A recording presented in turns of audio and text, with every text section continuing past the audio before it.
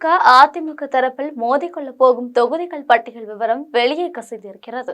திமுக தரப்பில் இறுதியாக போட்டியிடும் வேட்பாளர்கள், அதேபோல் அதிமுக தரப்பில் இறுதியாக போட்டியிடும் வேட்பாளர்கள் பற்றிய விவரங்கள் வெளியே தெரியவந்துள்ளன.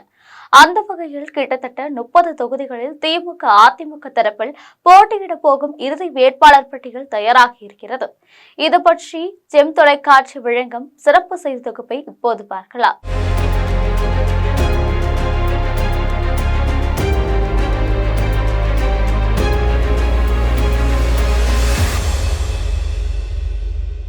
வருகின்ற சட்டமன்ற தேர்தலில் திமுக கூட்டணி, அதிமுக கூட்டணி, தமிழக வெற்றிக் கழக கூட்டணி, நாம் தமிழர் கட்சி என 4 முனை போட்டி உருவாகி இருக்கிறது.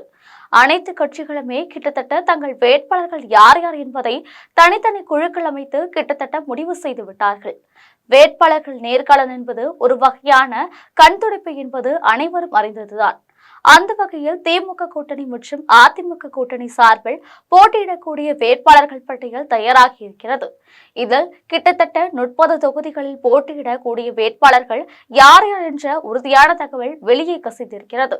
முதல் கட்டமாக தமிழக முதல்வரும் திமுக தலைவருமான மு.க.ஸ்டாலின் மீண்டும் கொளத்தூர் தொகுதியில் தான் போட்டியிடுகிறார். அதில் எந்தவித மாற்றமும் இல்லை. அடுத்த கட்டமாக துணை முதல்வர் உதயநிதி ஸ்டாலின் ஏற்கனவே திருவல்லிக்கேணி, சேப்பாக்கம் தொகுதியில் போட்டியிட்டு வெற்றி பெற்றார். இந்த முறையும் அங்குதான் போட்டியிடுகிறார். இருந்த போதிலும் இந்த தொகுதிகள் திமுக வெற்றி வாய்ப்பு உறுதி என்பதால் வேறு ஒரு வேட்பாளருக்கு விட்டு கொடுத்துவிட்டு உதயநிதி ஸ்டாலின் தொகுதி மாறலாம் என்று பேசப்படுகிறது. இதேபோல் அதிமுகவை பொறுத்தவரையில் எடப்பாடி பழனிசாமி கடந்த தேர்தலில் எடப்பாடி தொகுதியில் போட்டியிட்டார். தற்பொழுது அவரும் தொகுதி மாறுவதாக பேசப்பட்டு வருகிறது. எனவே எடப்பாடி பழனிசாமி மீண்டும் எடப்பாடி தொகுதியில் போட்டியிட மாட்டார் என தெரியவந்துள்ளது. திமுகவை பொறுத்தவரையில் உதயநிதி ஸ்டாலின் சிபாரிசு செய்யும் 40 வேட்பாளர்களும், நாடாளுமன்ற உறுப்பினர் கனிமொழி சிபாரிசு செய்யும் 28 வேட்பாளர்களும் வாய்ப்புகள் வழங்கப்பட இருக்கிறது.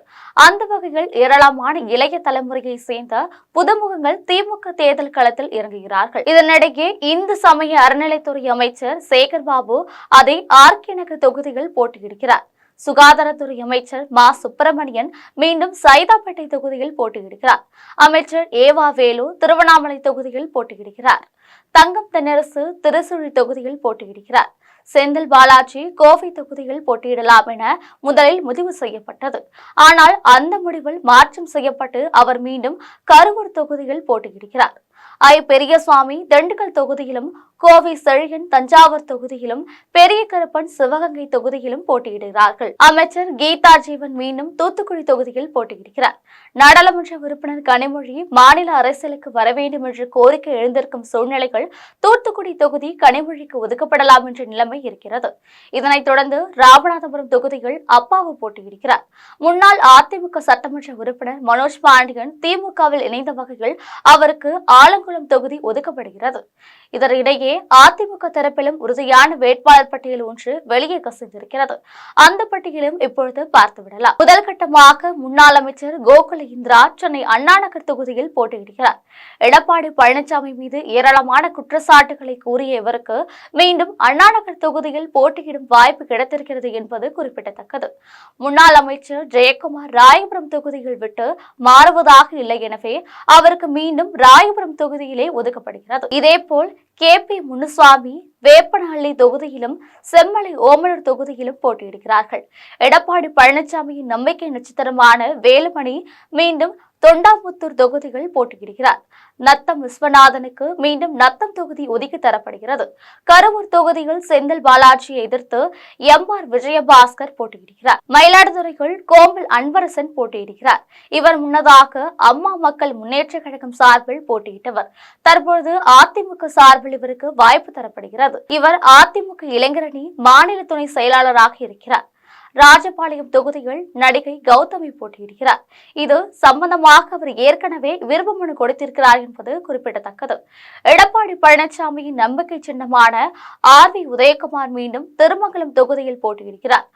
OS மணி வேதாரண்யம் தொகுதியில் போட்டியிடுகிறார். இதற்கிடையே கோவில்பட்டி தொகுதியை பாரதிய ஜனதா கட்சிக்கு ஒதுக்கி தரலாம் என எடப்பாடி பழனிசாமி முடிவு செய்திருக்கிறார். ஆனால் அந்த தொகுதிகள் செல்வாக்கு பெற்ற கடம்பூர் ராஜு விடாப்பிடியாக பேசி கோவில்பட்டி தொகுதியில் தான் போட்டியிடுவேன் என உறுதியாக தெரிவித்திருக்கிறார். இதன் அடிப்படையில் கடம்பூர் ராஜுக்கு கோவில்பட்டி தொகுதி ஒதுக்கப்பட்டிருக்கிறது. அம்மாசமுத்திரம் தொகுதிகள் இசக்கி சுப்பையாவும், கடையநல்லூர் தொகுதிகள் கிருஷ்ணமுரளி என்ற குட்டையப்பாவும் போட்டியிடுகிறார். கிருஷ்ணமுரளி என்ற குட்டையப்பா ஏற்கனவே ஜெயலலிதா விசுவாசியான முன்னாள் அமைச்சர் செந்தூர் பாண்டியனின் மகன் என்பது குறிப்பிடத்தக்கது. கடையநல்லூர் தொகுதியில் போட்டியிடும் இவரை எதிர்த்து திமுக தரப்பில் அந்த தொகுதி மதிமுகவுக்கு ஒதுக்கப்படும் என தெரிகிறது.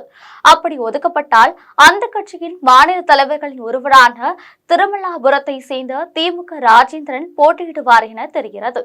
அதே சமயம் கடையநல்லூர் தொகுதியை எங்களுக்கு ஒதுக்கி தர வேண்டும் என முஸ்லிம் லீக் கட்சியினர் வேண்டுகோள் விடுத்துள்ளனர். ஏற்கனவே கடையநல்லூர் தொகுதி குழப்பமான சூழ்நிலையில் இருக்கிறது. சங்கரன் கோவில் தொகுதியை பொறுத்தவரையில் தற்பொழுது சட்டமன்ற உறுப்பினராக இருக்கும் ராஜாவுக்கு மீண்டும் தொகுதி ஒதுக்கீடு செய்யப்படும் என தெரிகிறது. அதேவேளையில் அதிமுகவை பொறுத்தவரையில் முன்னாள் அமைச்சரான ராஜலட்சுமிக்கு வாய்ப்பு தரப்படும் என தெரியப்படுகிறது. முன்னாள் அதிமுக அமைச்சர் ராஜலட்சுமி எடப்பாடி பழனிசாமியுடன் நெருக்கமான தொடர்பு உள்ளவர்.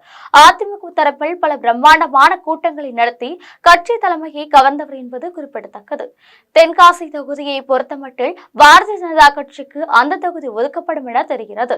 அந்த வகையில் நடிகர் சரத்குமார் தென்காசி தொகுதிகள் போட்டியிடலாம் என தெரிய வந்திருக்கிறது. அதே சமயம் திமுக தரப்பில் அந்த கட்சியின் அமைப்பு செயலாளர் கலை அன்பகம் மகன் கலை கதிரவன் அவரை எதிர்த்து போட்டியிடார் என தெரிகிறது. இதேபோல் பாரதிய ஜனதா கட்சியை பொறுத்தவர்கள் முன்னாள் தமிழ்நாடு பாஜக தலைவர் அண்ணாமலை கோவையிலும், நயனா நாகேந்திரன் திருநெல்வேலியிலும், விஜயதாரணி விளவங்கோடு தொகுதியிலும் போட்டியிடுவது உறுதியாக இருக்கிறது.